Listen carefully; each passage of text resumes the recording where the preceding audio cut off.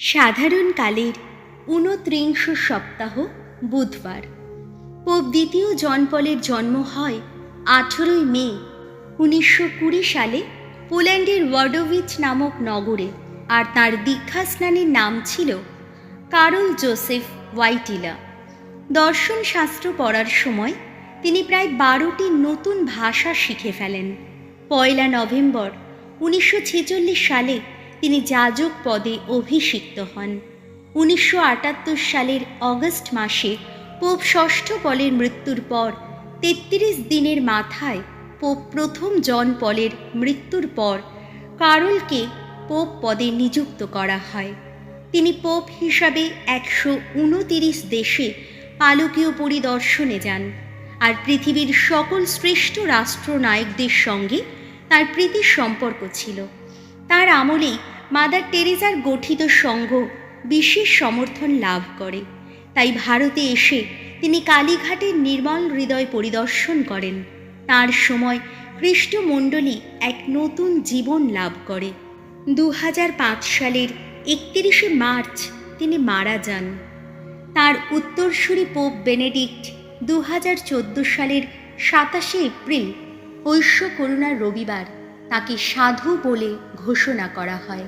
প্রথম পাঠ রোমীয়দের কাছে প্রেরিত দূত পলের পত্র, ৬ অধ্যায়, পদ সংখ্যা ১২ থেকে ১৮।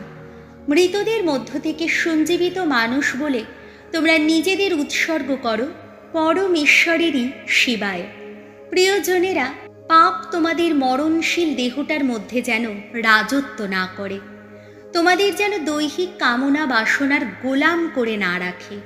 তোমরা নিজেদের অঙ্গ প্রত্যঙ্গ অধর্মের হাতিয়ার করে পাপের হাতে তুলে দিও না, বরং মৃতদের মধ্য থেকে সঞ্জীবিত মানুষ বলে তোমরা নিজেদের উৎসর্গ করো ঈশ্বরের কাছে।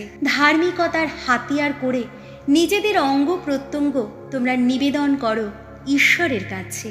দেখো, পাপ তাহলে তোমাদের ওপর আর কোনো কর্তৃত্ব করতে পারবে না, কেননা তোমরা তো বিধানের অধীন হয়ে থাকা মানুষ নও, তোমরা তো বরং ঐশ্য অনুগ্রহেরই অধীন।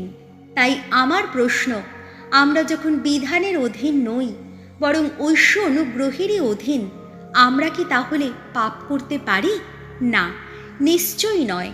তোমরা কি এই কথা জানো না যে কারো অনুগত হবে বলে তোমরা যদি তারই হাতে নিজেদের দাসরূপে তুলে দাও, তাহলে তোমরা এই যার অনুগত হয়ে থাকছ তোমরা সত্যিই তার দাস। তার মানে এই প্রসঙ্গে হয় তোমরা পাপের দাস, এর ফল কিন্তু মৃত্যু, আর না হয় তোমরা ঈশ্বর আনুগত্যেরই দাস, এর ফল ধার্মিকতা।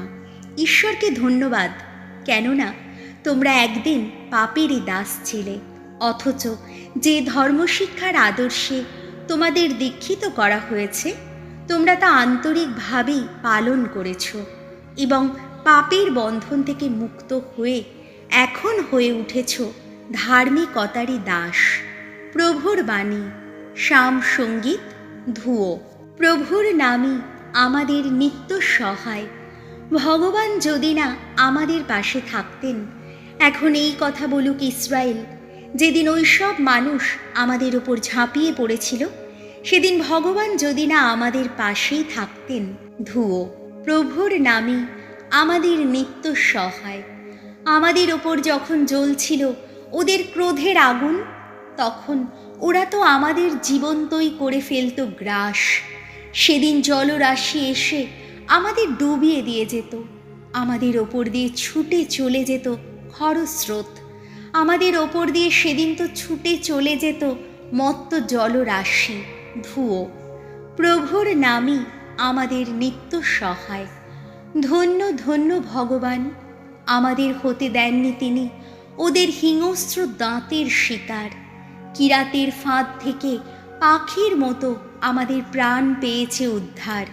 হঠাৎ ভেঙে গেছে ফাঁদ, আর আমরাও পেয়েছি উদ্ধার।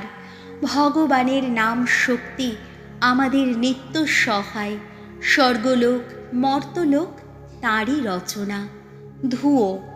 প্রভুর নামই আমাদের নিত্য সহায়। বাণী বন্দনা, জয় জয় প্রভুর জয়। তোমরা সজাগ হয়ে থেকো, তোমরা প্রস্তুত হয়ে থেকো। প্রভু যিশু আসবেন এমন সময় যখন ভাবতেই পারোনি তার আসবার কথা। জয় জয় প্রভুর জয়। লুক রচিত মঙ্গল সমাচার 12 অধ্যায়, পদ সংখ্যা 39 থেকে 48। যাকে বেশি দেওয়া হয়েছে তার কাছ থেকে বেশি চাওয়া হবে। যিশু একদিন তার শিষ্যদের বললেন, এই কথা তোমরা কিন্তু নিশ্চিত বলেই জেনে রাখো, চোর যে কখন আসবে তা যদি গৃহকর্তা আগে থেকেই জানতেন, তাহলে তিনি নিশ্চয়ই নিজের বাড়িতে শীত কাটতে দিতেন না। সুতরাং তোমরাও প্রস্তুত হয়ে থেকো, কারণ মানব পুত্র এমনই এক সময় আসবে যখন তোমরা তার আসবার কথা ভাবছই না।